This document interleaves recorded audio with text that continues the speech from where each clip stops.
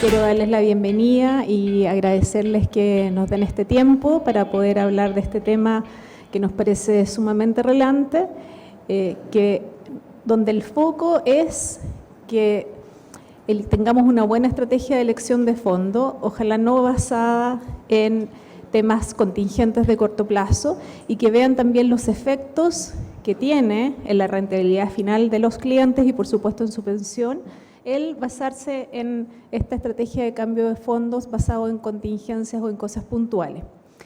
Acá yo quiero ser bien enfática en decirles que para Cuprum y para las AFP en general no existe absolutamente ningún interés de que se mantengan o se cambien de fondo del punto de vista de la administradora, ¿ya? El único interés que nos mueve a entregar esta información es que elijan adecuadamente para que maximicen su rentabilidad y maximicen su pensión.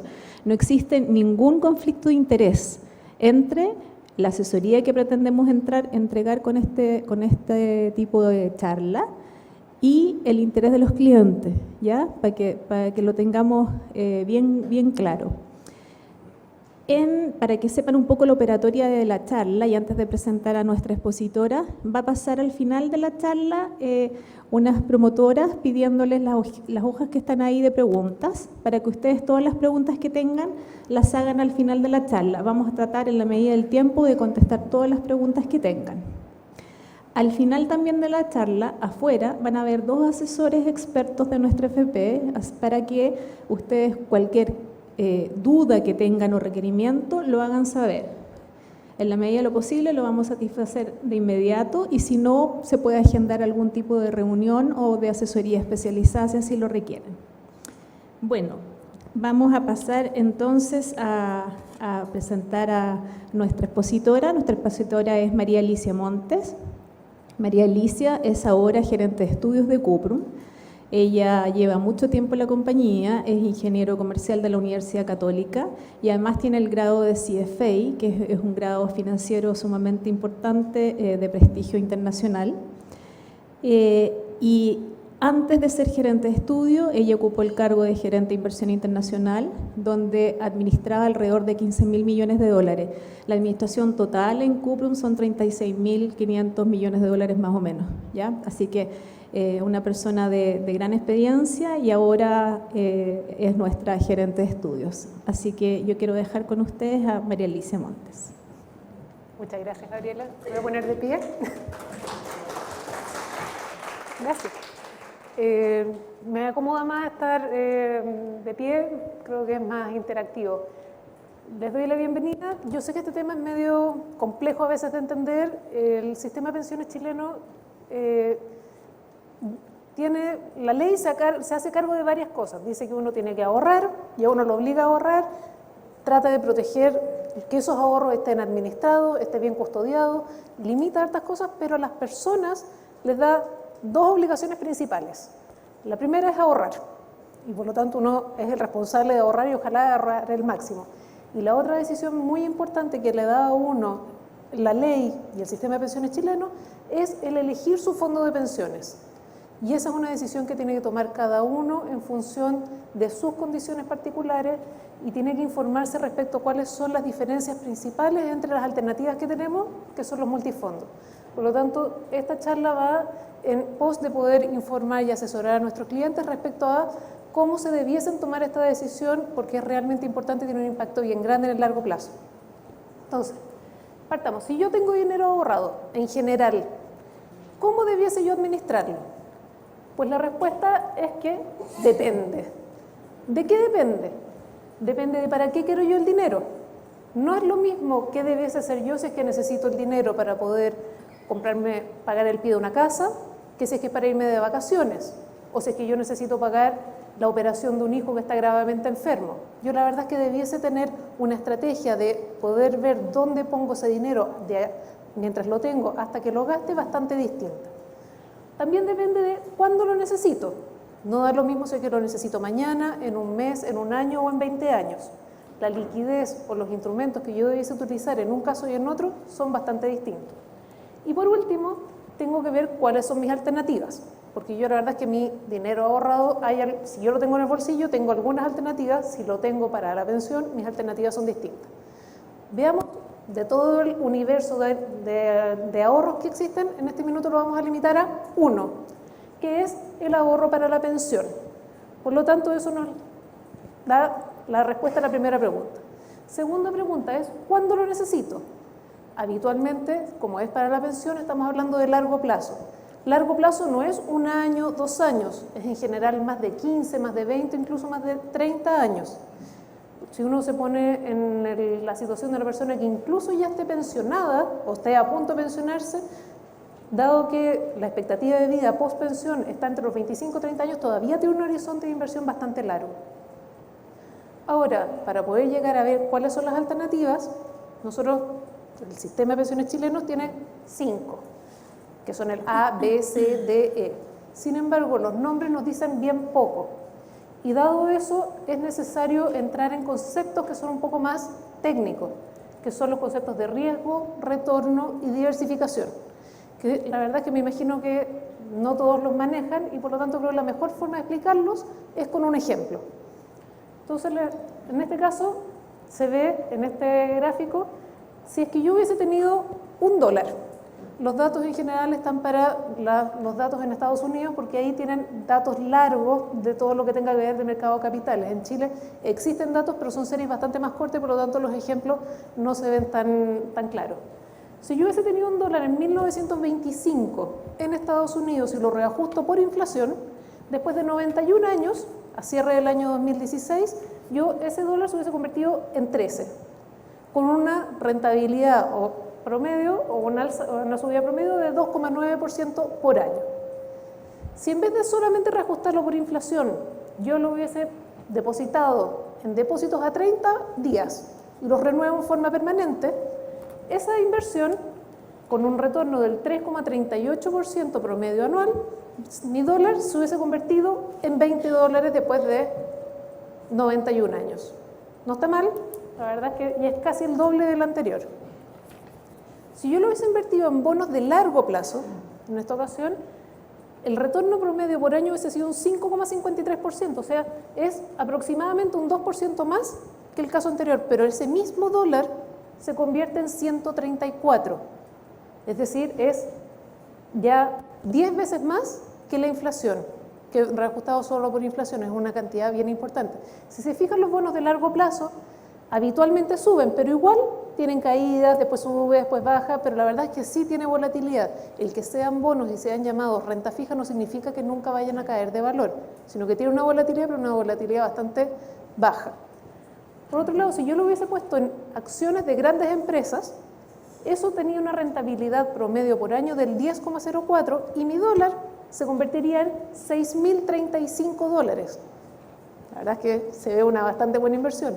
Y por último, si yo lo pongo en acciones de pequeñas empresas que son bastante más volátiles, mi dólar se hubiese convertido en $33.212.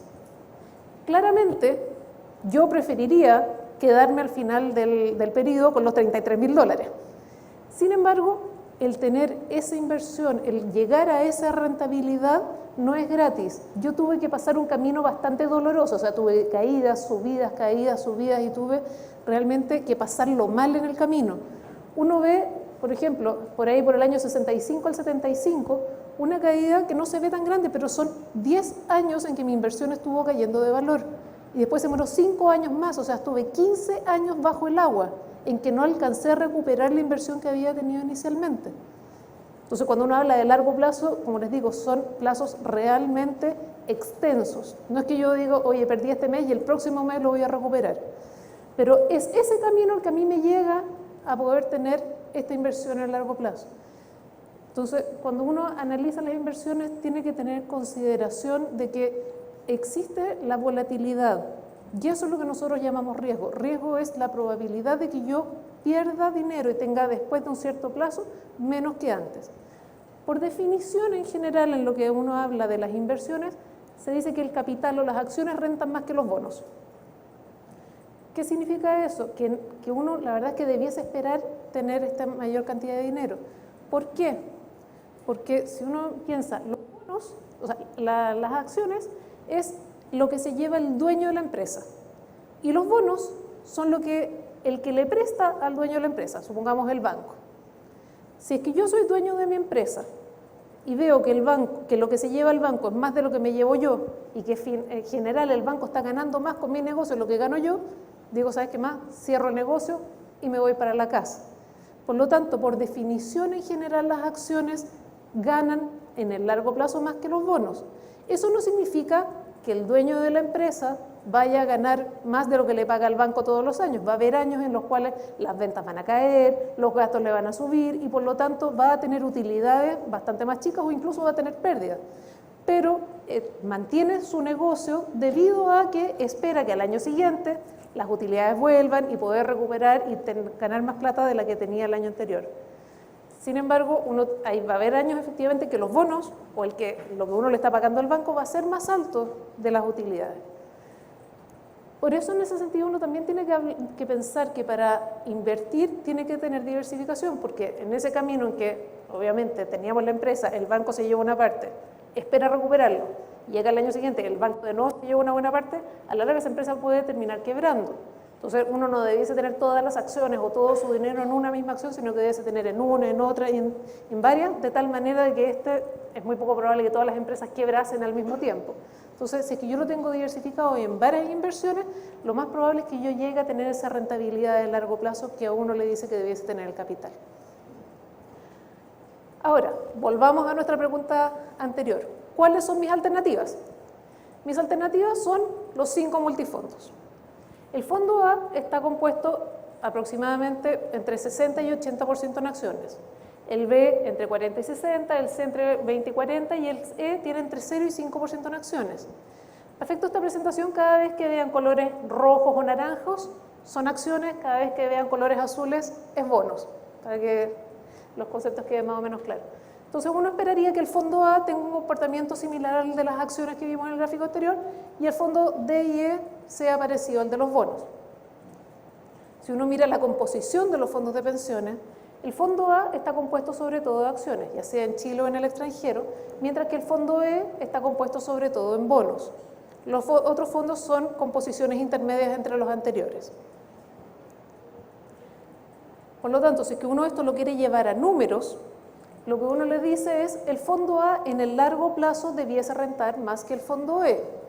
Las diferencias parecen ser pequeñitas, pero como vimos en el gráfico ese del largo plazo con las acciones en Estados Unidos, esas pequeñas diferencias cuando se componen por un plazo por otro y en el largo plazo, el fondo A debiese tener una ganancia bastante más grande que el fondo E, pero uno tiene que tener en consideración también que tienen un riesgo mucho más grande.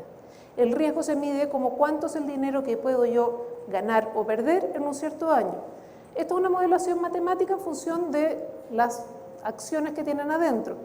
Y en un año normal es muy probable que el fondo A pudiese perder un 20% o que pudiese ganar un 30%.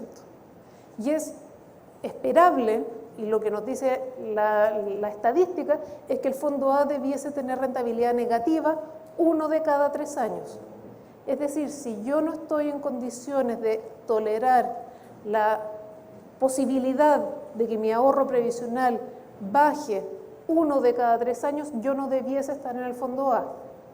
Si es que yo estoy incómodo, me duele la guata, no duermo en la noche, porque la verdad es que mi ahorro previsional bajó de valor, yo no debiese estar en esa alternativa de inversión. Por otro lado, el fondo E no es que nunca vaya a caer, es posible que tenga rentabilidad negativa en algún periodo. Sin embargo, eso es menos frecuente. Lo esperable es que tenga rentabilidad negativa 1 de cada 7 años y las veces en que tenga rentabilidad negativa, eso sea en una magnitud menor que la del fondo A.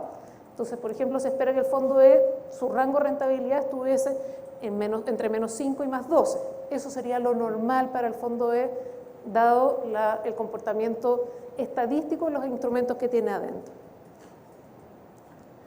Este gráfico yo sé que se ve bastante complejo, parece una tabla periódica, pero no lo es. Muestra para cada uno de los años, desde el año 2002 hasta el año 2016, cuáles fueron distintas clases de activos, la rentabilidad que tuvieron. Y están ordenadas desde la que le fue mejor. Por ejemplo, el año 2002, al activo que mejor le fue fueron los bonos de mercados emergentes. el segundo activo, y rentó un 23,6%. El que segundo mejor le fueron los bonos del gobierno de Estados Unidos con un 21,6%, y así sucesivamente hasta abajo están los bonos chilenos, los bonos de alto rendimiento en Estados Unidos, las acciones de mercado emergente, acciones de mercados desarrollados y las acciones chilenas. Ese año, 2002, el activo que peor le fueron las acciones chilenas, que tuvieron una caída del 13,2%. Para el año siguiente, exactamente lo mismo, y así sucesivamente para cada uno de los años. Como están de colores distintos, ¿qué es lo que uno le impresiona así, al mirarla? No hay nada que esté consistentemente arriba y no hay nada que esté consistentemente abajo. Por lo tanto, cuando uno le dicen las acciones rentan más que los bonos, no es que las acciones siempre renten más que los bonos. Las acciones a veces están arriba, otras veces están abajo.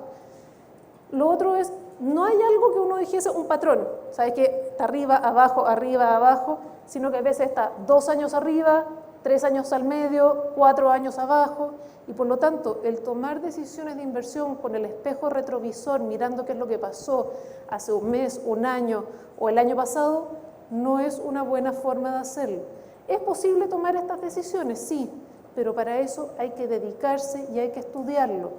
El mirar el retorno del mes pasado o del año pasado, en general, tiende a no ser una buena decisión. Entonces, que yo hubiese dicho, ¿sabes qué? Aquí estuvo último, aquí estuvo primero, ahora me voy a ir porque creo que va a caer, resulta que de nuevo fue el primero. O, por ejemplo, si es que yo estaba en el año 2003 y digo, ¿sabes qué? Las acciones de mercados emergentes rentaron un 31%, el siguiente 17%. Y digo, no, ahora va a caer, resulta que de nuevo estuvo primero. Otra vez, ya dice, ¿sabes qué? Lleva 4 años, se va a caer. Tampoco, tuvo 5 años arriba. Y al 6º año se cayeron de una rentabilidad del menos 41%. Por lo tanto, las cosas que uno tiene que estar revisando y analizando para tomar cuál de estas sería la mejor para el próximo año es ver cómo está el crecimiento de estos países, cómo están las tasas, el valor, las utilidades de las empresas que están adentro.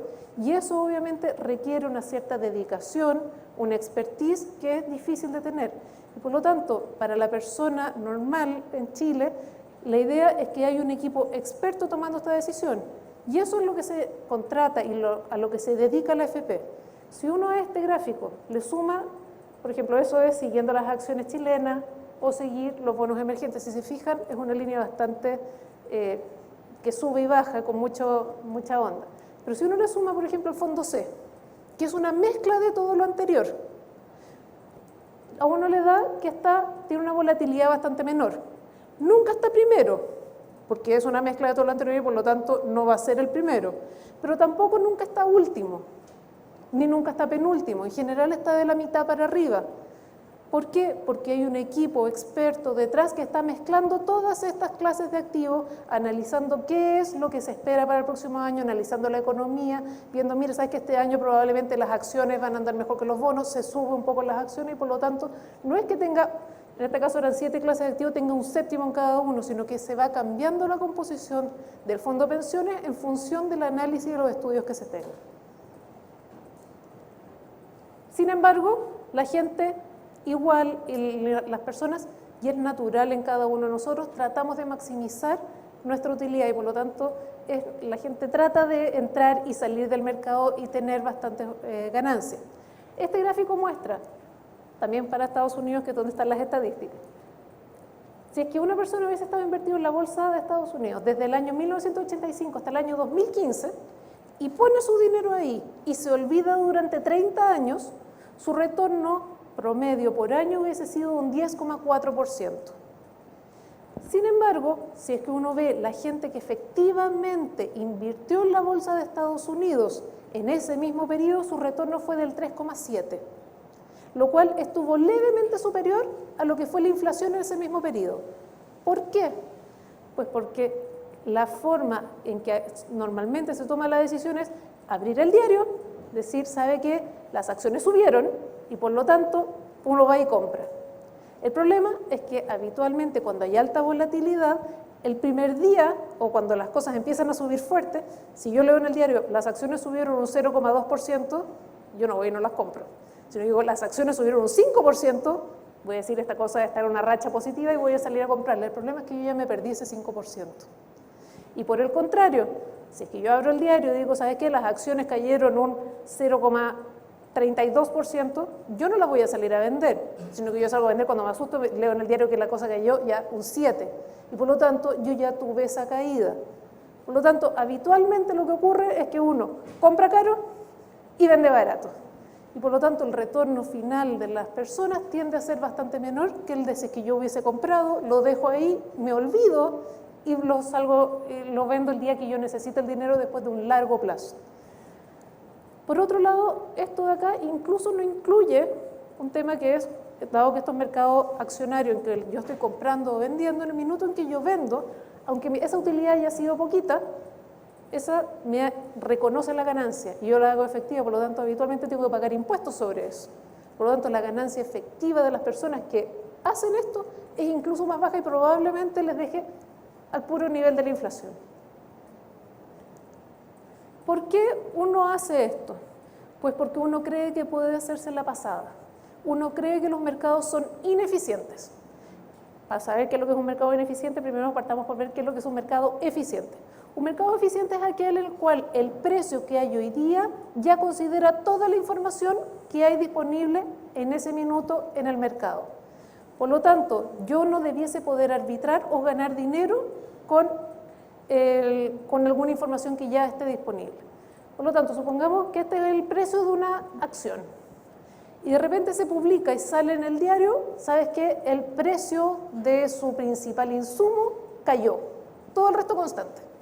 Entonces es que el resto de los costos, los ingresos, los clientes, los trabajadores siguen ganando lo mismo, pero si mi principal costo cae, la utilidad de la compañía debe ser más alta y por lo tanto el precio de esa acción debiese subir. Entonces, si el mercado es eficiente, estaba aquí, salió publicada la noticia y el precio subió. Sin embargo, si es que uno cree que el mercado es ineficiente, uno cree que se va a demorar mucho o se va a demorar un poco. Por lo tanto, yo desde el minuto en que lo leo digo, sabes que efectivamente subió un poquito, pero yo creo que va a seguir subiendo mañana, pasado y varios días más. Por lo tanto, yo voy y lo compro aprovechando el vuelito que le queda durante algunos días. Hay otras personas que dicen, no, yo creo que es ineficiente también, pero no es que tenga una respuesta atrasada o que se demore, sino que yo creo que hay una sobrereacción. Y por lo tanto, efectivamente, el precio subió y yo creo que subió demasiado y por lo tanto yo voy a salir a venderlo. Y por lo tanto yo creo que todavía me puedo hacer una pasada porque yo no me quiero comer esa caída. Sin embargo, cuando uno mira lo que ocurre en la práctica en los precios, por ejemplo, este es un ejemplo en que salió publicado en el diario USA Today en febrero del 2013 que Heinz iba a ser comprada por Berkshire Hathaway, que es otra empresa. Cuando uno mira el precio de la acción se pegó un salto de inmediato. Tuvo un tremendo volumen de transacciones, o sea, mucha gente estuvo ese día, transó la acción y por eso se pegó el salto. Pero hay mucha gente que en los días siguientes igual la estuvo transando porque dijo, todavía creo que le queda vuelito. Pero la verdad es que el precio no se movió. Y esas personas, ¿con qué se vieron enfrentadas? Que tuvieron que pagar un costo de transacción, probablemente al corredor le tuvieron que pagar una comisión, tuvieron que sacar dinero de otra inversión, lo cual tuvieron que vender y realizar la ganancia, por lo tanto pagar un impuesto, para la verdad es que no haberse ganado ninguno. Y esto es lo más frecuente que pasa y por lo tanto uno ve que los retornos de las personas que están comprando y vendiendo, habitualmente, sobre todo si es que están tomando decisiones de inversión con el diario, no tienden a no ser tan buenas. Existen efectivamente a veces momentum, pero se demoran a veces minutos u horas. Y por lo tanto, para poder aprovechar eso, hay que estar frente a la pantalla, hay que tener la información y hay que poder moverse rápido. Y eso en general ocurre menos, sobre todo si uno lo lee en información pública que sobre todo esté atrasada. O sea, cualquier cosa que salga en el diario ocurrió en la empresa, lo publicaron en los mercados financieros, lo leyó toda la gente en Bloomberg, en Reuters, ya se movieron y resulta que después llegó el periodista, escribió la nota, convenció al editor, fue a la imprenta y 2 días después la verdad es que ya la información vale bastante menos.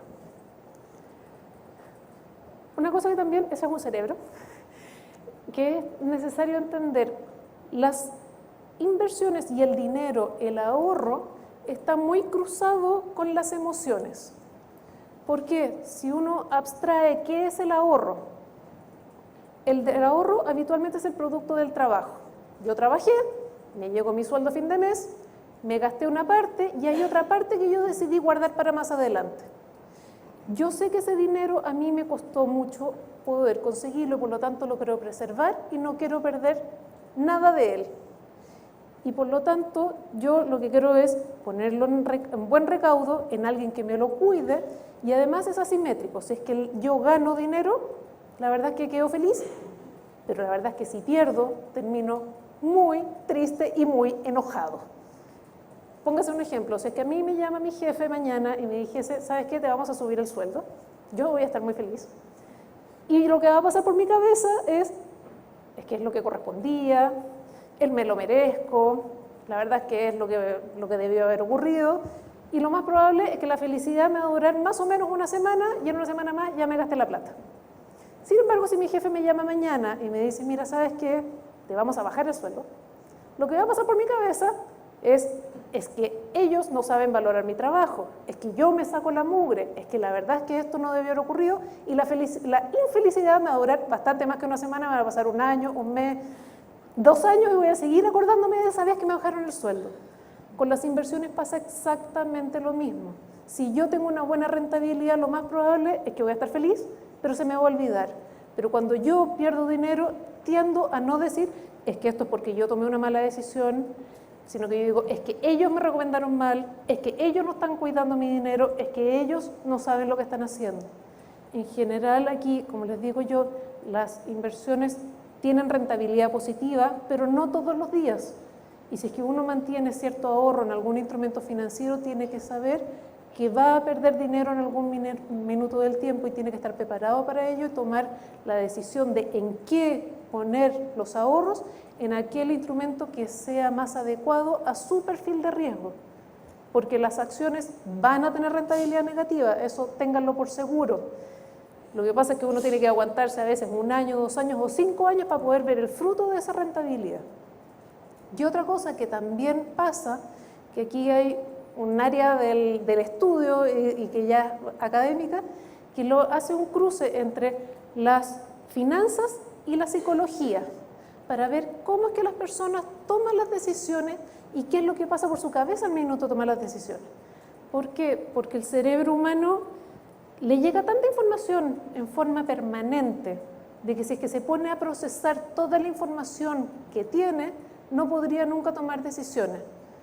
En el caso de las inversiones, la información es infinita. Son infinitos instrumentos financieros y cada uno tiene mucha información. Entonces, es que yo me pongo a analizar la bolsa, la acción, las utilidades, lo que pasa en China, la moneda, las tasas, las expectativas de inflación, y yo quisiera poder procesar todo eso. Resulta que cuando terminé de procesarlo, me va a demorar un rato, ya salió otro montón de información. Y por lo tanto, en general, uno lo que tiene que hacer es clasificar la información y tratar de sacar y quedarse con 3 o 4 cosas, que es lo que uno puede analizar. El cerebro humano habitualmente, para poder hacer esto, va eliminando o va viendo qué información le es más útil. Y si es que uno no está al tanto de que va a eliminar información útil, lo que hace es que se fija en aquellas cosas que confirman su idea inicial. Por ejemplo, pongamos el ejemplo que yo digo, ¿sabes qué? Yo creo que la bolsa va a subir. Pero la verdad es que es una preconcepción que tengo yo. Entonces voy a hacer mi research. Y me pongo en Google y le voy a decir, ¿va a subir la bolsa? Lo más probable es que me van a salir puras noticias que hablen de la bolsa subiendo. Entonces eso me confirma lo que yo venía diciendo inicialmente.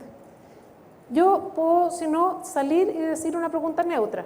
¿Qué va a pasar con la bolsa? Y posiblemente me van a salir noticias que no digan ni suban ni bajan. Pero dentro de las miles de cosas que me van a aparecer, yo me voy a fijar en aquellas que confirmen lo que yo decía, y probablemente me van a ser mucho más importantes aquellas que hablen de la bolsa subiendo. Y por lo tanto yo voy a terminar mi research después de 1 o 2 horas diciendo, ¿sabes qué? La bolsa va a subir. Y por lo tanto voy a terminar comprando. Esto le pasa a todas las personas, incluso los inversionistas profesionales, o sea, el que está en una mesa de dinero también le pasa esto. El tema es que como uno está consciente de que esto sí ocurre, se toman ciertos resguardos. Entre ellos, por ejemplo, existe un proceso de inversión en el cual uno dice, ¿sabes qué? Voy a revisar estos puntos, de tal manera que no se me pase ninguno, porque si yo lo dejo arbitrio cada una de las personas, lo más probable es que va a fijarse en aquellos que confirmen lo que ya tenía preconcebido.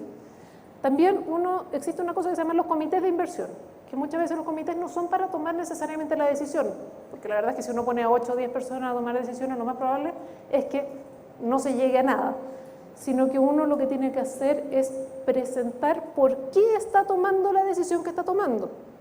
Entonces uno va y dice, mira, ¿sabes qué? Yo estoy comprando las acciones chinas porque la economía está bien, las utilidades, los bancos, las importaciones, las exportaciones. Si es que uno se sienta frente a un comité diciendo, mira, lo que pasa es que la tendencia se ve buena, la verdad es que se lo van a comer. O si es que uno dice, se sienta frente al comité a decirle, mira, lo que pasa es que yo creí que andaba bien, pero no tuve suerte, la verdad es que también se lo van a comer con zapatos y por lo tanto genera una estándar y una forma de invertir en el cual permite que se pueda tomar decisiones con la cabeza fría y no con la guata. Adicionalmente también hay todo un tema de riesgo, que uno no puede ir y poner todo el dinero en una sola cosa, sino que la verdad es que puede poner un poquito aquí, un poquito acá, y existen normas de diversificación. Cuando una persona sola en su casa se pone a tomar la decisión, lo más probable es que no la va a conversar con nadie, no tiene límites y por lo tanto dice, sabes que me voy de aquí para acá, y por lo tanto tiende a caer en estos sesgos, ya sea de confirmación de lo que tenía o de evitar, por ejemplo, cuando uno le va mal, tiende a evitar esa angustia que le genera el tomar malas decisiones y por lo tanto se empieza a autojustificar y uno tiende a persistir en malas decisiones. Entonces, ¿qué es lo que pasa? Cuando uno tiene un proceso y sabe, oye, ¿sabes qué? El stop loss lo voy a hacer aquí y si me paso de aquí, lo cierro. Pero ahí hay que tener un método y una forma de trabajo que sea consistente en el tiempo. Entonces, ¿qué es lo que pasa por la cabeza de una persona cuando toma decisiones?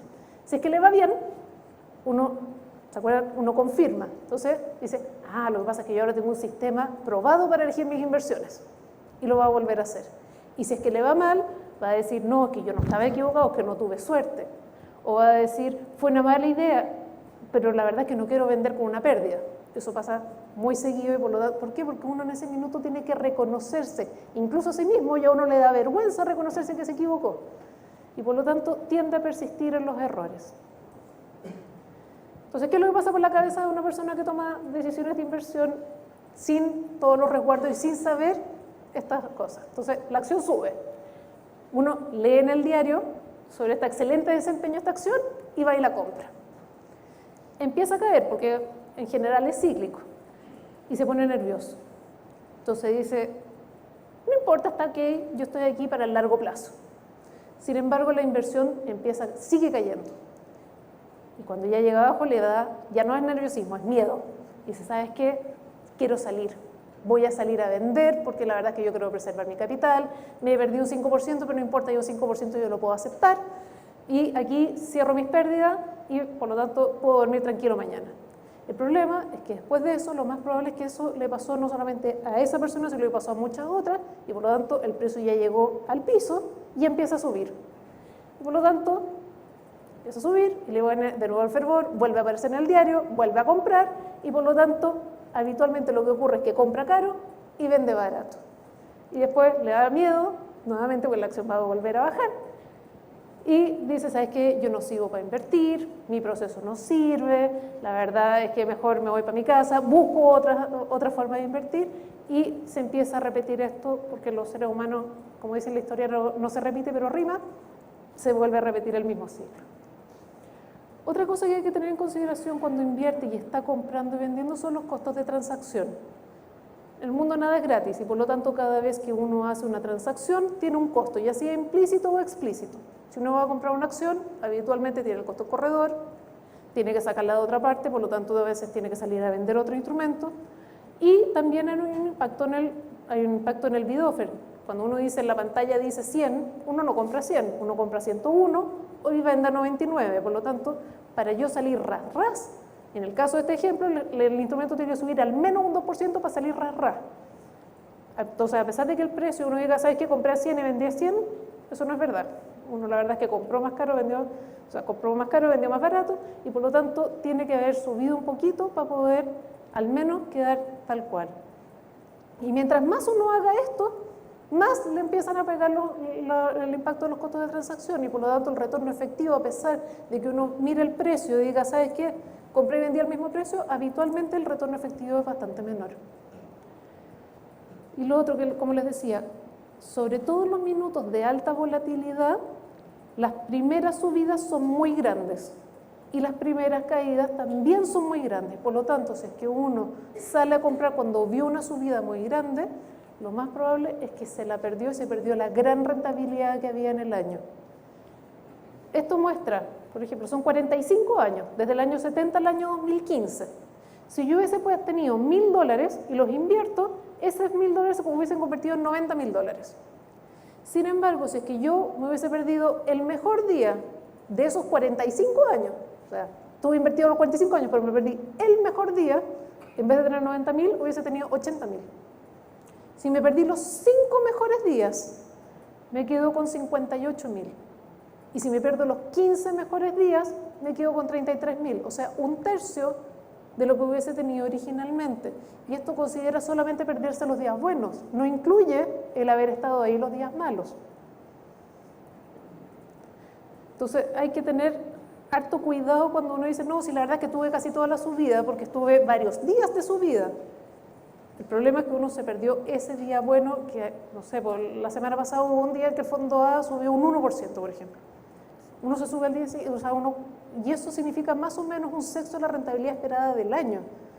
Entonces, la verdad es que son cosas bastante significativas que cuando uno las compone un día, otro día, tiene un impacto bien grande en el ahorro final que va a tener uno. Todo lo que hemos visto hasta ahora es, yo sé que a ustedes les va a decir es teoría, es lo que pasa en Estados Unidos, les pasa a otros, los académicos. Veamos qué pasa en los fondos de pensiones en Chile. La historia es bastante más corta, por lo tanto no podía hacer todos los análisis anteriores. Sin embargo, ocurre más o menos lo mismo que nos decía la teoría. El fondo E tiene una rentabilidad que va ascendente, tiene subidas y bajadas, pero una volatilidad bastante baja. El fondo A, que está reflejado aquí en el color rojo, tiene bastante más volatilidad, pero tiene una rentabilidad en el largo plazo bastante más alta. Por lo tanto, la práctica nos está confirmando más o menos lo que nos decía la teoría. Y uno efectivamente le encantaría comprar cuando tiene una bajada, vender aquí arriba, después comprar acá, vender acá y comprar acá.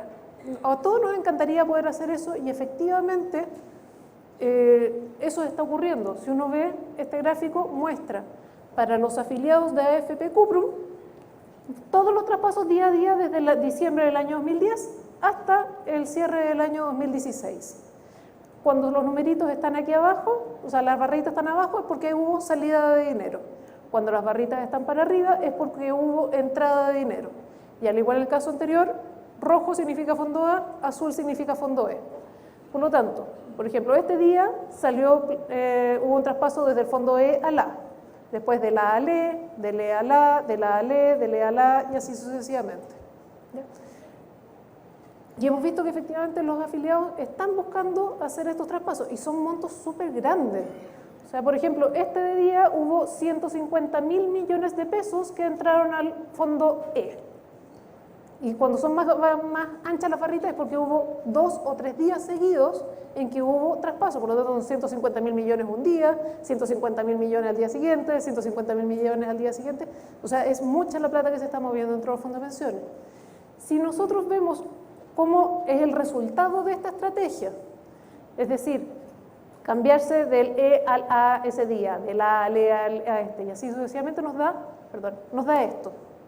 Eso es si es que uno se hubiese quedado siempre en el A, siempre en el B, en el C, en el D, y esto es la estrategia de haberse estado cambiando de fondo.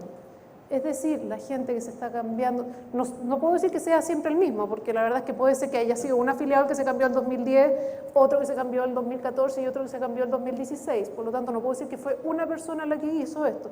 Pero en promedio, los afiliados que se traspasan de un fondo de pensiones a otro tienen peores resultados que haberse quedado invertidos y olvidarse del tema. Y dejarlo ahí y elegir el fondo. ¿Sabes qué? Yo soy averso al riesgo y por lo tanto no me gusta la volatilidad. O ¿sabes qué? Yo la verdad es que estoy en condiciones de poder tener estas subidas y bajadas a cambio de tener una mejor rentabilidad en el largo plazo. Sin embargo, como les decía, ¿y a qué se debe esto? A las razones que vimos anteriormente. Les pongo un ejemplo práctico. Esto muestra los traspasos, es un zoom al gráfico anterior. Entonces muestra desde el año diciembre del 2014 hasta mayo del 2015. Hubo un traspaso aquí del A al E y después hubo traspasos del E al A, aquí, aquí y acá. Los grandes están acá y después hubo del A al E nuevamente. Esta es la época en que teníamos Grecia, se salía de la Unión Europea, elecciones en Grecia, iba a salir Samaras, entraba Tsipras, el precio del petróleo se cayó de 100 a 75, un problema en Rusia, China se estaba desacelerando y la Reserva Federal dijo que iba a subir las tasas. Todo eso pasaba y nosotros veíamos las noticias y nos empezábamos a asustar. Si sobre esto superponemos qué es lo que pasó con la cuota de los distintos fondos de pensiones, tenemos esto. Al principio hubo una caída fuerte del fondo A, después tuvo una subida, una bajada, una subida, una bajada y una subida. Mientras que el fondo E iba ahí más o menos constante, tuvo una caída y después volvió a subir. Si aquí le superponemos los traspasos que vimos en la lámina anterior, nos da esto. El fondo A cayó y la gente se cambió de la A al E. Después el fondo A empezó a subir, la gente empezó a decir, me perdí la subida y por lo tanto hubo una parte de afiliados que se cambió de E al A, siguió subiendo, otra parte de la gente se cambió de E al A, después subió y después empezó a caer. Y ahí se asustaron, estaban todos en el A, se fueron al E. Resultado, las personas que hicieron esto, ese fue el resultado de su estrategia. Y por lo tanto terminaron con mucho menos dinero que el haberse quedado en cualquiera de los fondos de pensiones y olvidarse del tema. Y aquí nos llegan muchas consultas en que, por ejemplo, no sé, que la gente cuando se traspasa le aparece en la pantalla y dice su rentabilidad los últimos 12 meses ha sido tanto. O sea, le dice menos 0,5. Pero es la cartola que le llega de la AFP y dice, oye, los fondos rentaron 2, 3, 4, 5 y 6. No voy a inventar. Y dice, oye, pero ¿por qué yo tengo rentabilidad negativa si los fondos rentaron positivo? Y resulta que es por esto, es porque estuvieron traspasándose y efectivamente en general estuvieron las pérdidas, no tuvieron las ganancias y por lo tanto la rentabilidad de ese afiliado fue negativa, a pesar de que los fondos individualmente tuvieron rentabilidades positivas. Otro ejemplo, esto muestra el año 2016. Aquí el comportamiento fue distinto al anterior, no fue A, E, como fue en el caso del año 2014, sino que lo que tuvimos fue una entrada más bien permanente, no constante, pero permanente a lo largo del año al fondo E. Se ven barritas azules casi todo el año ahí. Entonces no se puede hacer el mismo análisis que en el caso anterior en el cual decíamos, oye, ¿sabes qué? ¿Cómo nos va si es que nos hacemos este cambio de fondo? Pero sí lo que se puede decir es, mira, veamos, dado todo el saldo de personas que había el 31 de diciembre del año 2015, si se hubiesen quedado todos tal cual ese año, ¿cuál sería su saldo al final? Comparárnoslo con, ¿sabes qué? Las personas estaban, o esta persona estaba así el 31 de diciembre del 2015 y se cambió al fondo E, ¿cuál hubiese sido su saldo de ahí a final de año? Y calcular eso para cada una de las personas y ver la diferencia de saldo que había al final del año. Si es que con los cambios es más alto, quiere decir que la gente tomó una buena decisión de inversión y fue bueno el haberse cambiado. Si la diferencia es negativa, quiere decir que la verdad es que le hubiese convenido quedarse como estaba originalmente.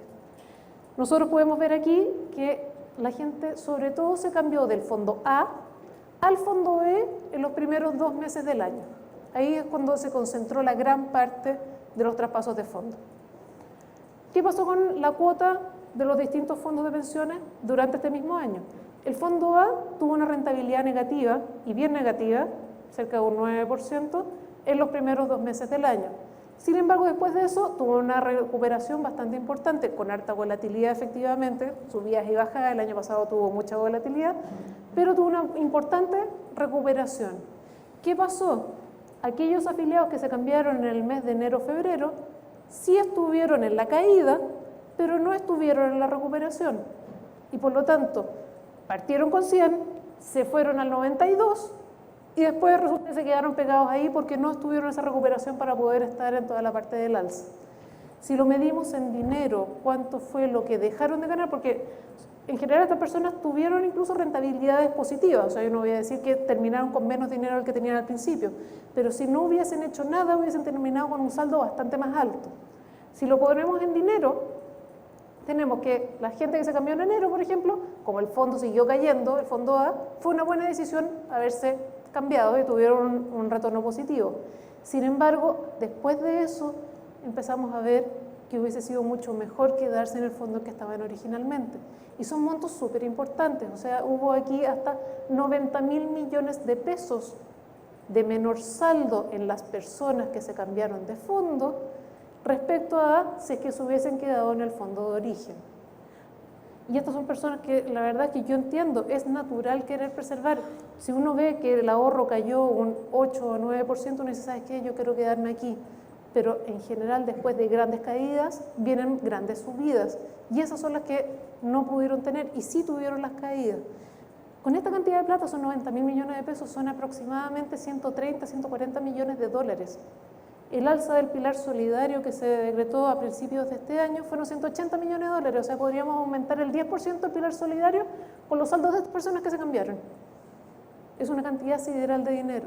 Si es que nosotros esto lo extendemos hacia atrás y decimos desde el año 2011 hasta el 10 de marzo del año 2017, considerando todos los traspasos que ha habido, a la fecha vamos en más de 300.000 millones de pesos que podrían, o sea, no es que sean necesariamente pérdidas, porque como les decía, no es que la gente tenga menos dinero que el que tenía inicialmente, pero sus saldos serían 300.000 millones de pesos más altos de lo que son considerando los traspasos.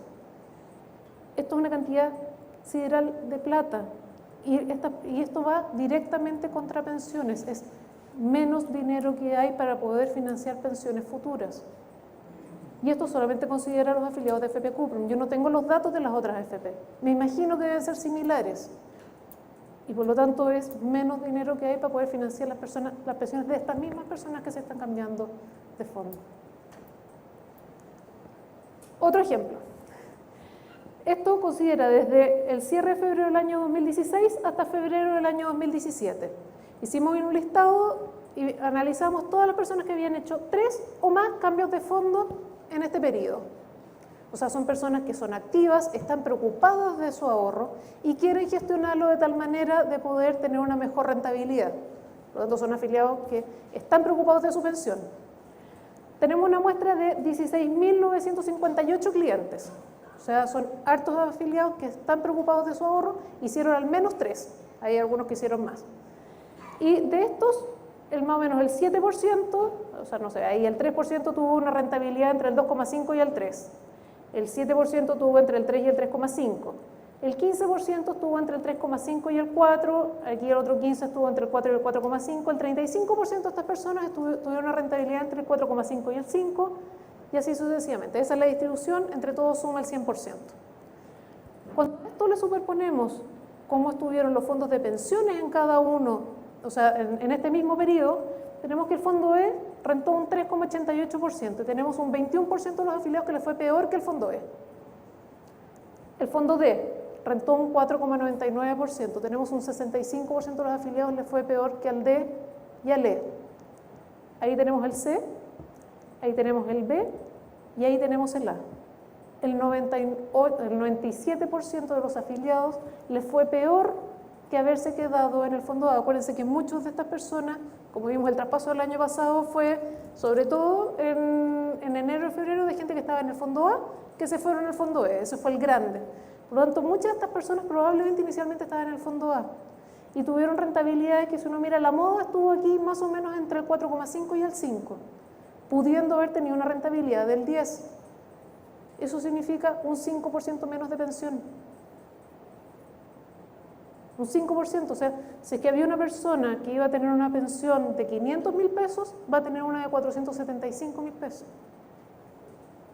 Es realmente, y cuando uno piensa que el ahorro previsional es aquel fondo del cual uno va a vivir durante 20, 25 o 30 años de su vida, y lo más probable es que va a ser su principal fuente de ingreso, de la cual va a tener que pagar su casa, su comida, su médico, el transporte, y su vida va a depender de ese ahorro. El perderse un 5 o un 7% de ese ahorro es algo que tiene un impacto directo en la vida de las personas, y por lo tanto es importante que uno tome una buena decisión, se siente, ojalá una vez, piense bien cuál es su perfil de riesgo y cuál es el fondo que le conviene, en vez de estar tomando decisiones sin tener toda la información que corresponde. Si, por ejemplo, yo ya tuve una pérdida, ¿qué es lo que conviene? En general conviene persistir. Esto muestra, también para Estados Unidos, desgraciadamente no tengo los datos para Chile, grandes caídas en las bolsas. Si es que hubo, por ejemplo, aquí muestra desde el año 57 en general, en que hubo caídas del 10, del 20, hasta del 40%. Y uno mira qué es lo que pasó en los siguientes 12 meses, se puede ver que en general se han recuperado, a veces no todo, pero sí en general hubo rentabilidades positivas. Y por lo tanto uno dice, ¿sabes qué? Conviene persistir. Si estas personas se asustan y se van a otros instrumentos, lo más probable es que no hubiesen tenido esa recuperación. De todo esto que tenemos acá hubo solamente un caso en el cual el segundo año de nuevo hubo una rentabilidad negativa y bien negativa. Por eso yo les digo, no es que esta cosa sea una ciencia exacta, que la cosa cae, yo voy a subir y por lo tanto cada vez que la cosa cae yo voy a salir a vender.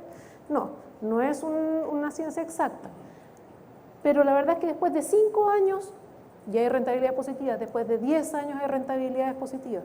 Por lo tanto, si yo tengo el tiempo suficiente para esperar, lo que me conviene es persistir. Lo que pasa es que hay que preocuparse que yo tenga los 10 o 15 o 20 años para esperar. Si es que yo, mi horizonte para poder pensionarme, para poder disponer de esos fondos es de 3 o 5 años, yo no puedo estar en un fondo accionario que la verdad es que me pueda tener una pérdida del 25%. Como decía, esto es un ahorro para la pensión, de lo cual uno tiene que vivir durante muchos años. Entonces, conclusión. ¿En qué me tengo que basar yo para poder elegir mi fondo de pensiones? Los criterios son principalmente 3. Uno, el plazo de inversión, como les decía. Si es que yo tengo un largo plazo, debiese quedarme en acciones o en algo que tenga un mayor retorno para poder capitalizar ese dinero. La dependencia de la pensión al momento del retiro no da lo mismo si es que mi fondo de pensiones es mi principal ahorro y de lo cual voy a vivir durante muchos años, que si es que tengo un campo, una empresa, me gané el quino o una abuelita millonaria. La verdad es que yo en ese caso la dependencia o lo que yo puedo arriesgar del fondo de pensiones claramente es distinto, por lo tanto me permite a mí arriesgar un poco más. Y lo otro, que es algo bastante largo, que se llama capacidad financiera y emocional para tolerar los distintos niveles de riesgo, es algo personal. Y depende de cuán mal lo paso yo cada vez que pierdo dinero. Puede ser que aquí un señor tenga el mismo plazo de inversión y la misma dependencia que el señor que está acá. Sin embargo, si es que él duerme perfecto, si es que se perdió un 5% de su ahorro, mientras que el caballero que está acá lo pasa pésimo, le duele la guata, no duerme en la noche, está preocupado, le echa amanece enojado con la señora y dice, ¿sabes qué? No debiese estar en un fondo accionario, por mucho que su plazo de inversión sea largo y por mucho que no tenga dependencia de la pensión al retiro. Por lo tanto, esas son las variables que uno debiese considerar al momento de elegir el ahorro. Si ustedes se fijan, ahí no está cómo viene el año. No está, oye, hay elecciones en Estados Unidos, en Chile, en Holanda o en donde sea. No está, oye, ¿sabes qué? La noticia de hoy día o mañana. ¿Por qué? Porque los mercados financieros en general incorporan mucho de esto. El gráfico que yo les mostré inicialmente de las acciones, ¿se acuerdan de los $33.000 las acciones de pequeñas empresas? Incluye guerras mundiales, incluye depresión, incluye hiperinflación, crisis financiera. Y aún así, en ese periodo, habitualmente las acciones rentan más que los bonos. Pero uno tiene que tener claro los riesgos a los cuales está asociada esa inversión. ¿Qué es lo que recomendamos nosotros? Nosotros no es que no recomendemos, habitualmente nos llaman, oiga, ¿qué fondo me cambio ahora? No, nosotros no le vamos a recomendar. ¿Sabe qué? Váyase al fondo E porque va a estar las elecciones o la Reserva Federal subió la tasa el día de hoy. Sino que le vamos a decir, mire, preocúpese de ver si usted es un perfil conservador, perfil moderado o un perfil agresivo y cuál es su edad. Y en función de su edad, si usted tiene, por ejemplo, si es hombre y tiene 40 años y es moderado, va a estar entre el fondo B y C. Si es que usted es mujer y tiene 40 años y es perfil conservador, lo más probable es que va a estar en el D. Eso es lo que recomendamos nosotros. Y a medida que la persona va cumpliendo años, debiese estar primero en el B, después en el C, después en el D, después en el E y hacer los cambios de forma progresiva. Cuando uno se cambia bruscamente de uno a otro, en general lo que hace es asumir un riesgo gigantesco de que justo se perdió el día que era bueno. Y por lo tanto, habitualmente los cambios debiesen ser progresivos. Existe una cosa en nuestra página web que se llama el plan asistido.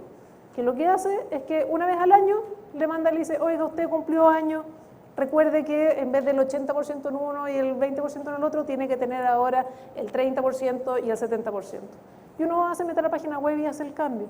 Y no debiese ser todo brusco, sino que debiese ser gradual. Y ojalá que la elección de fondo de pensiones fuese algo que uno lo deja ahí y se olvidó. No debiese ser una gran preocupación si es que uno realmente se sentó, tomó la decisión como correspondía, se informó y después dedique su tiempo a otras cosas. Este es un ejemplo que muestra, si es que una persona hubiese ganado, este es un ejemplo bien ficticio, ¿eh? Pero es solamente para poder ejemplificar el tema.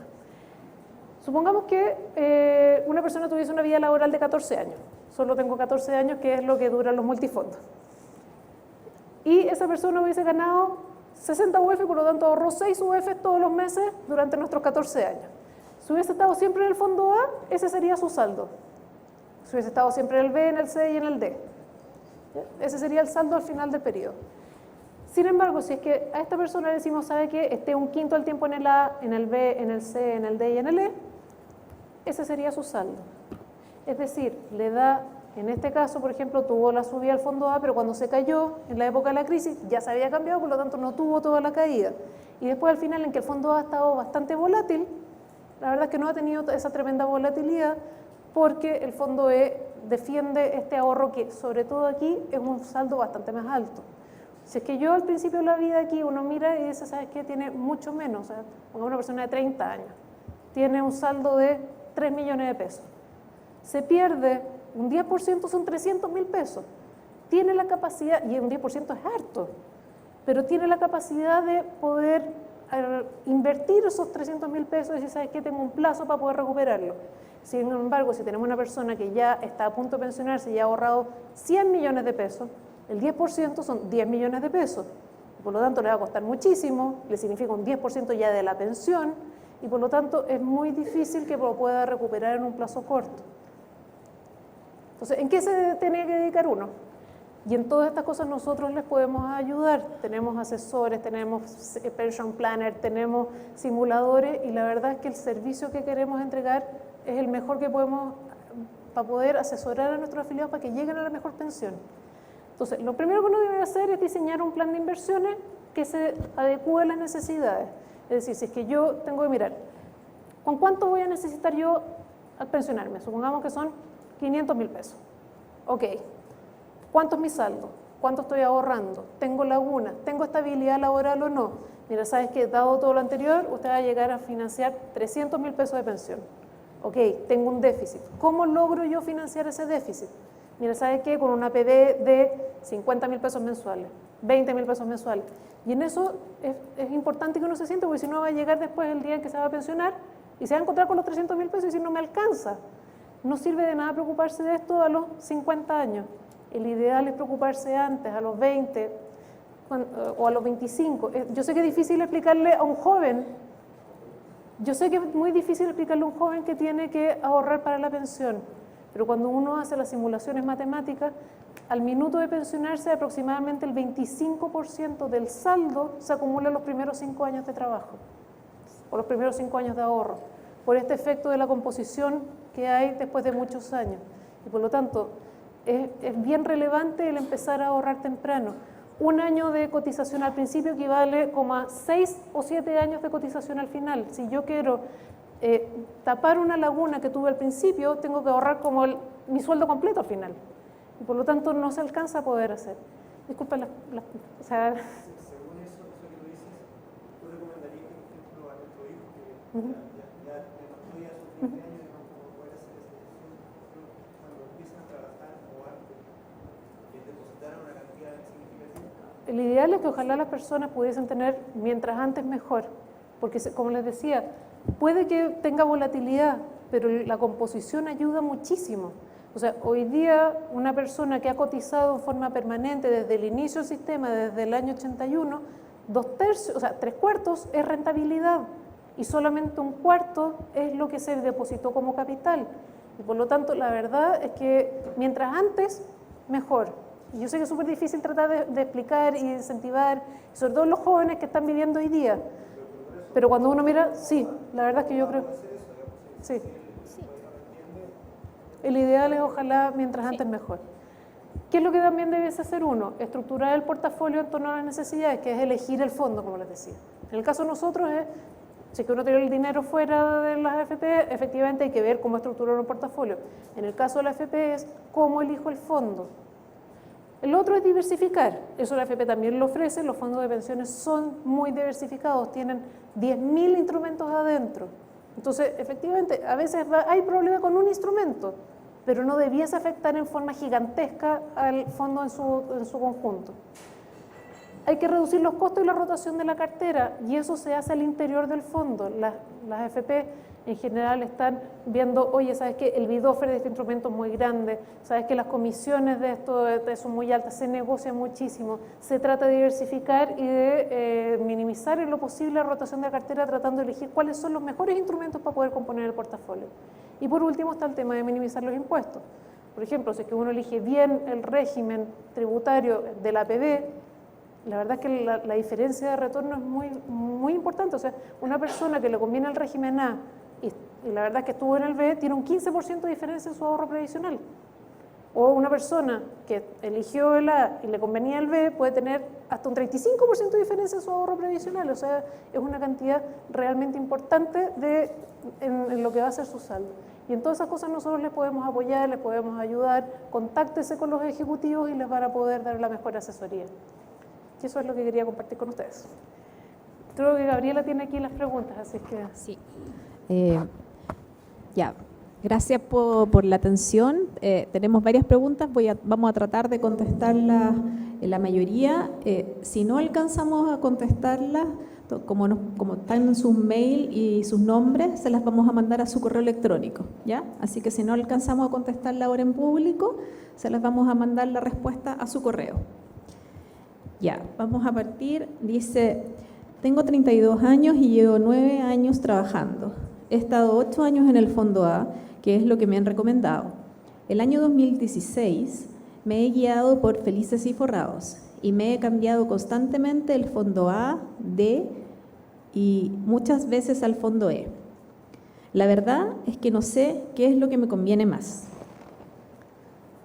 A ver, yo no me voy a pronunciar respecto a ninguna empresa o institución de asesoría porque la verdad es que no es lo que me corresponde.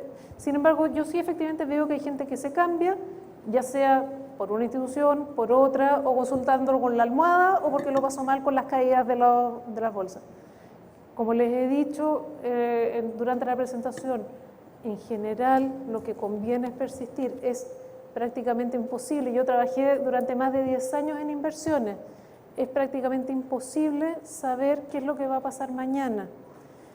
El año pasado, al cierre del año pasado, salieron varios comentarios diciendo, a ver, el año pasado fue como el año de los errores o de las equivocaciones desde el punto de vista de las inversiones, porque mucha gente decía, mira, si yo el 31 de diciembre del año 2015 hubiese sabido con certeza de que Inglaterra iba a votar el Brexit, de que iba a salir Donald Trump presidente de Estados Unidos, ¿qué hubiese hecho? Lo más probable es que hubiese vendido todas las acciones y me hubiese ido a bonos porque esto hubiese significado la hecatombe mundial. Y resulta que ocurrieron esos dos hechos con certeza y la verdad es que las bolsas volaron. O sea, no solamente hay que anticipar si es que el hecho, sino que además cuál va a ser el impacto que ese hecho va a tener sobre la bolsa. Y por lo tanto es súper difícil tratar de predecir qué es lo que va a pasar con los instrumentos financieros. Entonces, si es que uno eligió bien el fondo y sabe los riesgos que va a tener y sabe que las acciones van a rentar más que los bonos y sabe que tiene un largo plazo y sabe que tiene tolerancia al riesgo, lo más probable es que le diría, sabe que, y tiene 31 años, le recomendaría estar en el fondo A o B. Independiente de si es que este año se ve complejo, se ve con alta volatilidad, se ve con baja volatilidad, porque la verdad es que eso es lo que técnicamente me parece correcto de recomendar. Costo de transacción, ¿quién lo paga? ¿Se paga en cada cambio de fondo? A ver, el sistema de pensiones chileno no cobra al afiliado que se cambia de fondo. Si es que los costos de transacción que yo mostré ahí no corresponden al sistema de pensiones chileno, corresponde a mercado accionario en Estados Unidos. El sistema de pensiones chileno acá no le cobra una comisión explícita a la persona cuando se cambia de fondo. Sin embargo, sí hay algunos impactos implícitos en que, por ejemplo, si es que hay un cambio masivo desde un fondo de pensiones a otro, lo más probable es que la liquidez ese día en el mercado, sobre todo el mercado nacional, se vea en algo impactada. Si es que todo el mundo quiere vender, supongamos, bonos, lo más probable es que los bonos ese día estén un pelito más bajos y por lo tanto la cuota ese día va a estar más baja y ese afiliado va a vender más barato de lo que debía. Entonces va a tener un impacto probablemente en eso.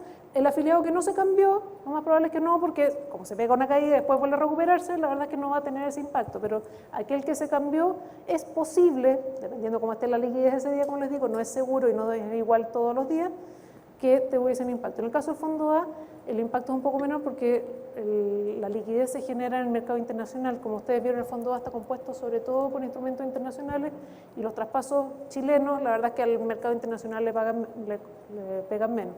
Los costos de transacción directos, los corredores de bolsa, esas cosas las paga la AFP, no las pagan los afiliados. O sea, lo que hay que pagarle a cada uno de los corredores por transar las acciones, eso lo paga la AFP y por lo tanto al afiliado no le pega, pero sí hay costos asociados a eso. Si en el largo plazo todo es positivo, creciente, ¿por qué entonces la AFP no nos pone a todos en el fondo A y todos felices? ¿Qué pasa o cómo se compensa esa permanencia fija si justo en el momento de salir todo el fondo se va a piso? Como les decía, el fondo A no le conviene a todo el mundo, ¿ya? El fondo A no es el conveniente para todo el mundo porque, como les mostré, las acciones pueden tener rentabilidades negativas y muy negativas. O sea, el fondo A puede que un año tenga una caída del 20%. Por lo tanto, no es que sea siempre para arriba y siempre positivo. Y si es que uno tuvo la caída del 20% justo antes de pensionarse, lo que va a tener es un impacto muy grande en su pensión y en su calidad de vida futura y todo lo que habíamos visto anteriormente. Y eso, la verdad es que lo vimos el año 2008. Había mucha gente que estaba en el fondo de pensiones que no le correspondía, sobre todo porque, casi me caí. Sobre todo porque las bolsas habían rentado muy positivo los años 2003, 2004, 2005, 2006, 2007 y por lo tanto nos acostumbramos a que las bolsas rentaban positivo. Y hubo mucha gente que su fondo natural no era el fondo A. Sin embargo dijeron, ¿sabes qué? Yo me estoy perdiendo esta tremenda oportunidad, sé que me quedo en el fondo D, la verdad es que estoy siendo tonto, así que yo me voy a cambiar a la. Y nos encontramos con que había mucha gente de 50 años que estaba en el fondo A. Y resulta que efectivamente les tocó la caída. Por lo tanto, el fondo A no es el adecuado para todas las personas. Y sí es importante, ojalá si es que uno ya le queda poco tiempo para poder pensionarse y ya tiene, por ejemplo, el fondo necesario, supongamos el ejemplo que le había puesto antes, de los 500.000 pesos para poder vivir.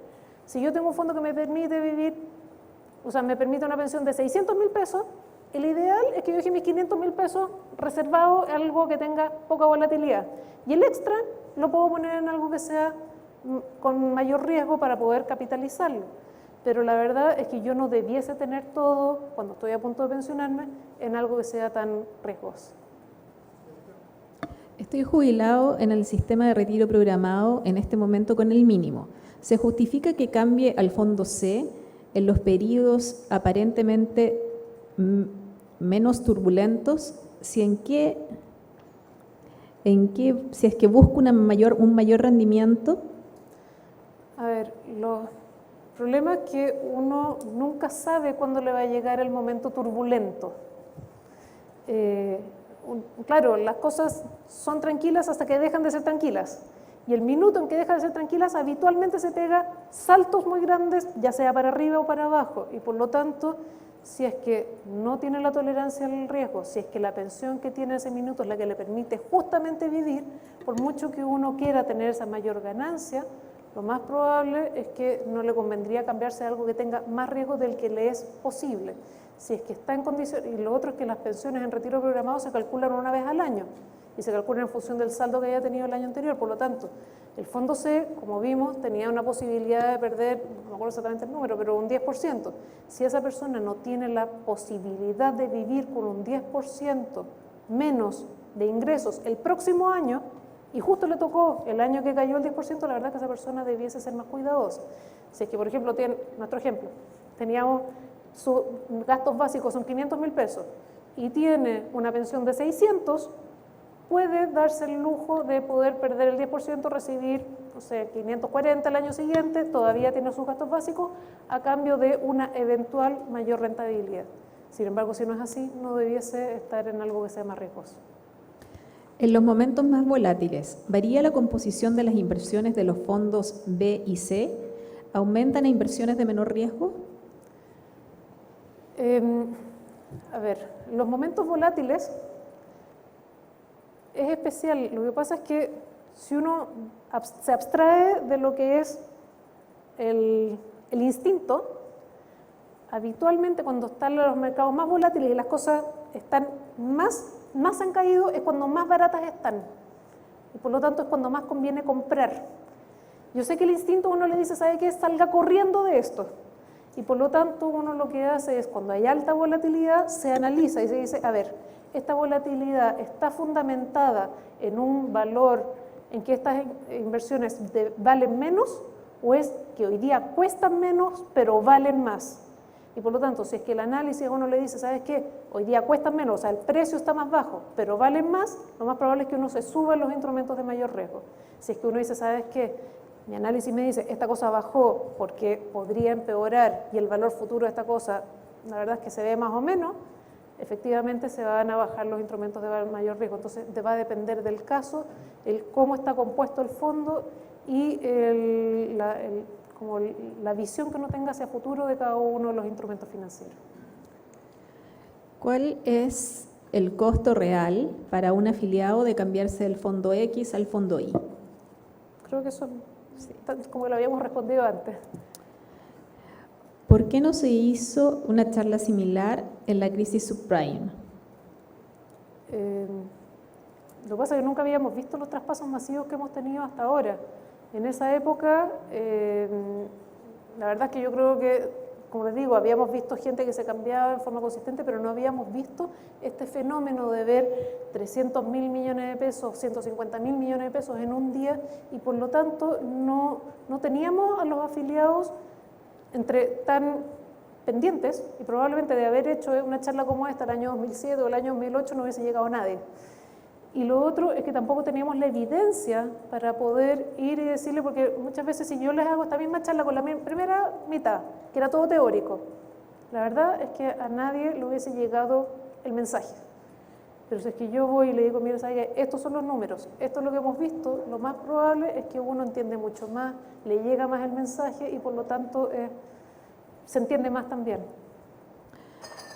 ¿Cómo puedo acceder a asesoría experta más allá de una atención normal en sucursal? A ver, va a depender de cuál sea la consulta. Lo otro, quiero que tengan súper claro, el que los atiendan en una sucursal no significa que no vayan a tener una atención experta. Nuestras personas que atienden sucursales están todos capacitados, casi todos tienen diplomados, se les hace una tremenda asesoría, o sea, tienen atención, y si la consulta que ustedes tengan, la persona en la sucursal no la puede responder, nos va a llegar. O sea, yo respondo directamente muchas preguntas, Gabriela responde muchas preguntas, y la verdad es que las trabajamos en equipo, y por lo tanto nuestra idea es que todos los afiliados se queden con una respuesta a sus preguntas, y se va escalando en la medida que la pregunta sea de mayor o menor dificultad. Entonces, si es que la consulta es básica y el asesor que esté en la agencia les puede responder, lo más probable es que ustedes reciban una respuesta. Y si es que no, lo va a ir escalando y por lo tanto van a recibir la medida de la complejidad de la pregunta que ustedes hagan. Sí. Algo adicional que les quiero decir es los mailing que mandamos nosotros no son mailing genéricos, ¿ya? En general lo hacemos súper apropiado a la situación o característica que está viviendo un cliente. Entonces, lean los mails que mandamos, porque no mandamos publicidad y mandamos asesoría bien específica. ¿Ya? Recientemente mandamos a todos los clientes que han hecho cambios de fondo en los últimos 12 meses, cuál es su rentabilidad en relación a la rentabilidad de haber permanecido. Ese mail se lo mandamos a todos los clientes, incluso porque ustedes saben que cuando uno va al casino, uno siempre conoce a alguien que gane el casino, ¿cierto? Pero la mayoría perdemos. Bueno, hay gente que efectivamente le ha achuntado, le decimos nosotros, a los cambios de fondo, y a esas personas también les mandamos el mail, para que vean que que no vamos para un lado solamente, sino que es súper transparente, y también a ese 0,06% que le ganó a los fondos con su estrategia de cambio de fondos, también se lo mandamos. Entonces, también dentro de la asesoría que mandamos, en los mails, lean los mails que mandamos. Y por otra parte, en nuestro sitio web existe una opción que se llama Mis Consultas, donde ustedes se aseguran de que van a recibir la información del experto encargado. Es decir, si es una pregunta muy sofisticada de herencia, la va a contestar el equipo de abogados. Si es una pregunta de inversiones, la gente de inversiones. Si es una pregunta de asesoría ya previsional APB, el equipo de servicio al cliente. Pero siéntanse confiados en que van a recibir la respuesta oficial de gente experta. Y por otra parte, si tienen asesor, si tienen un asesor ustedes que le confíen permanentemente, también nosotros estamos constantemente entregándole a ellos capacitación y mucha información para que los puedan asesorar, ¿ya? Si las FP concuerdan en que las personas no tienen las capacidades o herramientas para manejar los fondos, ¿por qué no se promueve eliminar la ley de multifondos? A ver, eso ya tiene que ver más bien con política pública, pero yo creo que los multifondos son positivos. ¿Por qué? Porque permiten que distintas personas con distintos perfiles de riesgo accedan a inversiones que estén adecuadas a ese riesgo, en vez de meter a todo el mundo en el mismo saco y decir, ¿sabes qué? Son todos de este mismo perfil. Y lo que sí creo que es necesario es guiar más a las personas para poder tomar esta decisión a la cual tienen derecho. Las personas que no eligen fondos y que nunca han elegido fondos, la ley sí elige fondos por ellos. Y existe una cosa que se llama el fondo etario, en que parte la gente, cuando es joven, está en el fondo B, cuando llega a los 35 años, se le empieza a cambiar un 20% por año al fondo C, cuando están a 10 años de pensionarse, se le va cambiando un 20% por año al fondo D, y por lo tanto, sí se le está guiando a las personas que manifiestan no tener idea del tema. Y por lo tanto, sí se le hace este traspaso desde el punto de vista legal. Lo que pasa es que en el minuto en que yo tomé la decisión de elegir un fondo, yo ya estoy manifestando que yo ya sé del tema y que sé qué decisión estoy tomando. Y por lo tanto, asume que la persona se informó respecto al tema. Ahora, creo que sí habría algunas otras formas para poder mejorar la posibilidad de tomar esta decisión. Primero, creo que sería bueno cambiarle los nombres a los fondos. La verdad es que A, B, C, D, E dicen muy poco. O sea, si viene un marciano hoy día y le dicen, oiga, usted se tiene que afiliar a la FP, ¿en qué fondo va a estar? ¿El A, B, C, D, E? La verdad es que no va a tener idea. Creo que se deben llamar agresivo, conservador, moderado, muy agresivo, muy conservador, porque la verdad es que al menos eso a uno le da la idea de cuál es el fondo que está eligiendo. Dice que yo soy muy conservador y me voy al fondo agresivo, al menos tengo una idea de qué es lo que estoy haciendo, en vez de decir A, que es algo que no me dice nada. Por otro lado, sí existe lo que hoy día hay en tendencia en el mundo, son unas cosas que son fondos ciclo de vida, que en vez de porque hoy día lo que obliga la ley es que si es que uno va cumpliendo años, se tenga que cambiar de fondo. Existen los fondos de ciclo de vida en que uno dice, ¿sabes qué? Yo nací el año, no sé, 50, y por lo tanto, el fondo es el que se va moviendo y parte con muchas acciones y a medida que pasa el tiempo empieza a reducir sus acciones y después de 50 años tiene muchos bonos. ¿Ya? Hoy día la ley no está así, pero eso está dentro de las propuestas, por ejemplo, que nosotros hicimos al gobierno en el marco de la reforma previsional, es decir, ¿sabe qué? Cambiemos los multifondos, que en vez de ser fondos que tienen más o menos riesgo y obligar a las personas a cambiarse, es decir, ¿sabe qué? Pongamos el fondo de las personas que nacieron en el año 50, el fondo de las personas que nacieron en el año 60, las personas que nacieron en el año 70, los que nacieron en el año 80, de tal manera que ellos sepan y tengan una intuición de cuál es el fondo que les corresponde. De tal manera que si es que una persona que nació en el año 80 va y elige el fondo del año 2010, sepa y tenga una noción de que no es el fondo que le tocaba. Y por lo tanto facilita la decisión y decir, ¿sabes qué más? Yo estoy tomando un riesgo, porque probablemente si yo nací el año 70 me estoy cambiando al fondo año 2010, yo estoy tomando muchas acciones, porque va a ser un fondo de gente muy joven. Entonces estoy tomando un riesgo muy grande y al menos tengo una noción de que no era el fondo que me correspondía. Y bueno, hay que ver qué es lo que sale de la reforma previsional.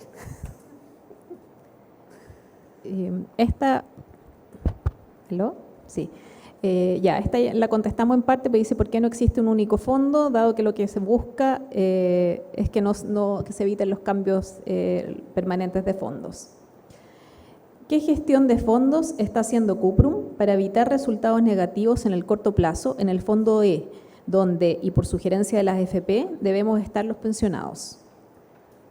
A ver, el fondo E, como les decía, tiene bonos de largo plazo y por lo tanto los bonos tienen riesgo implícito, o sea, todo instrumento financiero tiene riesgo. Cuando vimos ahí los depósitos a 30 días, la verdad es que uno ve que no pierde nunca plata, a no ser que el banco quiebre. Si uno tiene un depósito a 30 días y el banco quebró, la verdad es que lo va a perder. Pero los instrumentos financieros, por definición, en general tienen algún tipo de riesgo.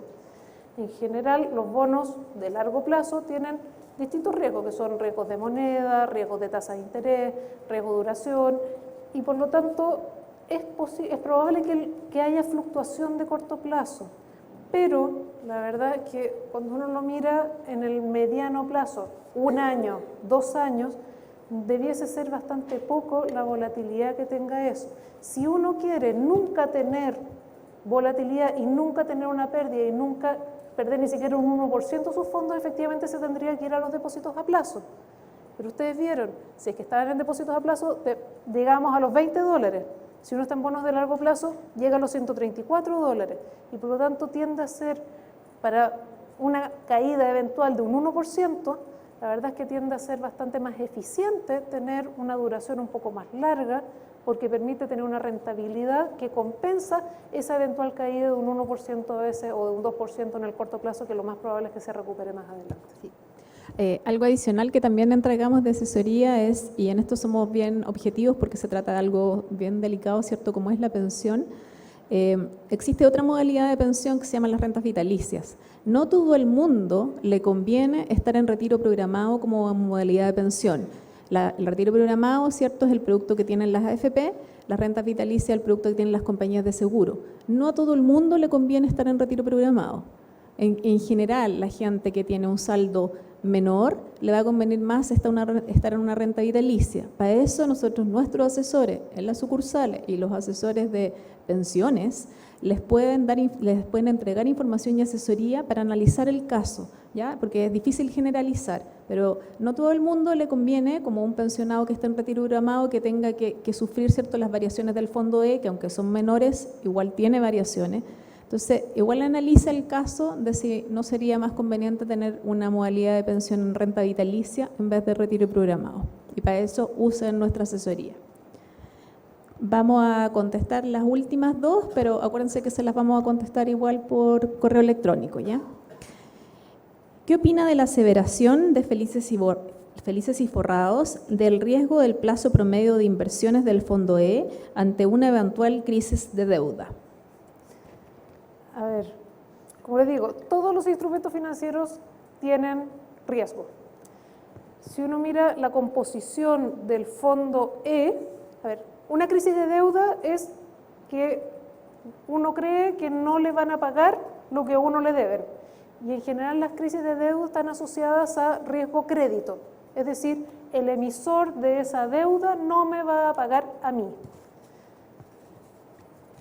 Por ejemplo, cuando tuvo la crisis de deuda de Grecia, es porque la gente tenía los bonos griegos y creía que que Grecia no iba a pagar los bonos. Por lo tanto, ¿quién es el que estaba en problemas?